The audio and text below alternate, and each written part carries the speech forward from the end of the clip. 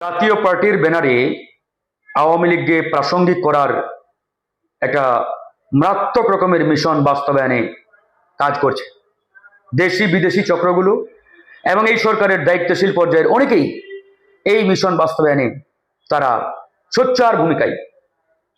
আজকে অর্থাৎ শনিবার বিকালে পুরো পল্টন কাকরাইল এলাকায় জাতীয় পার্টি বিশাল শোডাউন করেছে।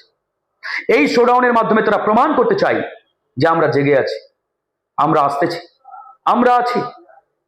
তার মানে এই যে গত কয়েক মাস ধরে রাজনীতির মাঠে একটি কানাঘুষা চলছে যে মেটিকিউলাস ডিজাইনের মাধ্যমে আগামী নির্বাচনে জাতীয় পার্টির ব্যানারে আওয়ামী লীগকে বৈধতা দেওয়া হবে, প্রাসঙ্গিক করা হবে, পুনর্জন্ম দান করা হবে। তাহলে কি তার প্রমাণ এটাই? তাই তো আমরা দেখতে পাচ্ছি এই জাতীয় পার্টি কে এটা এদেশের মানুষ জানে, সরকার জানে না। এই জাতীয় পার্টি খুনি হাসিনার অন্যতম সহযোগী, দোসর।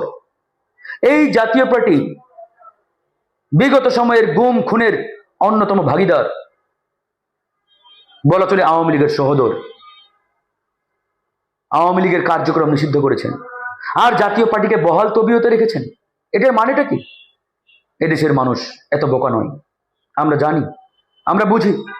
তাই বন্ধুগণ, সিদ্ধান্ত নিতে হবে। আওয়ামী লীগকে, আওয়ামী লীগের দোসরদেরকে এই বাংলাদেশের মাটিতে আর কোনো ছাড় দেওয়া যাবে না। জাতীয় পার্টির কোনো অধিকার নেই রাজনীতির মাঠে এক্সিস্ট করে, বিকজ তারা খুনি, তারা ভোটচোর, তারা ডাকাত, দেশ বিরোধী, পাচারকারী। যাদের হাতে আমার ভাইদের রক্ত লেগে আছে, এদেরকে এদেশের রাজনীতির মাঠে কোনোভাবে আমরা এলাও করতে পারি না, কোনোভাবেই না। সুতরাং সেই জায়গা থেকে আসুন সোচ্চার হই, রুখে দাঁড়াই। সবাই চুপ থাকলেও গণ অধিকার পরিষদ রুখে দাঁড়াবে ইনশাআল্লাহ। আল্লাহ হাফেজ।